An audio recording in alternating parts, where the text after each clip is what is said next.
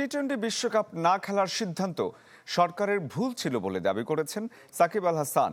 তবে নতুন সরকার ও নতুন ক্রিকেট বোর্ড আন্তর্জাতিক অঙ্গনে দেশের ক্রিকেটকে এগিয়ে নিতে কাজ করবে বলে বিশ্বাস করেন তিনি। মুম্বাইয়ে ইইউ টি-20 বেলজিয়ামের জার্সি উন্মোচন অনুষ্ঠানে যোগ দিয়েছিলেন Shakib.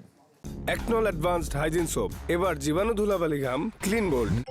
A product of Remark. এত কাছে এসেও মাতৃভূমিতে পা রাখতে পারেননি সাকিব আল হাসান। মুম্বাইয়ে ইইউ টি-20 বেলজিয়ামের জার্সি উন্মোচন অনুষ্ঠানে ছিলেন বুধবার। ব্রাসেলস ইউনাইটেডের আইকন হিসেবে নিজেই জার্সি নিয়ে মঞ্চে হাজির হয়েছিলেন। নিজের দেশে ফেরা বা জাতীয় দলে খেলা নিয়ে কথা না বললেও বলেছেন টি-20 বিশ্বকাপে না খেলার সিদ্ধান্ত ছিল মহা ভুল। এটা বিশাল ক্ষতি, ক্রিকেটের বিবেচনায় বড় মিস। পুরো দেশের মানুষ দলের খেলা দেখতে চায়, কেননা আমরা ক্রিকেট প্রেমী জাতি।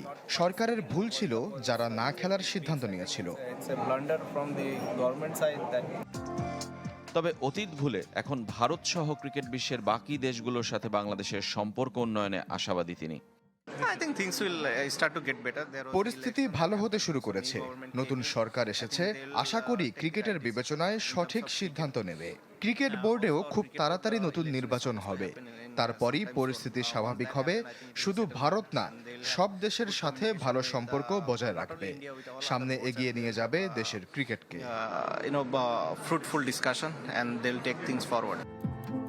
ভাগ্য নির্ধারণের আগ পর্যন্ত যাযাবর ক্রিকেট যাপন করতে হচ্ছে একসময়ের বিশ্বসেরা অলরাউন্ডারকে।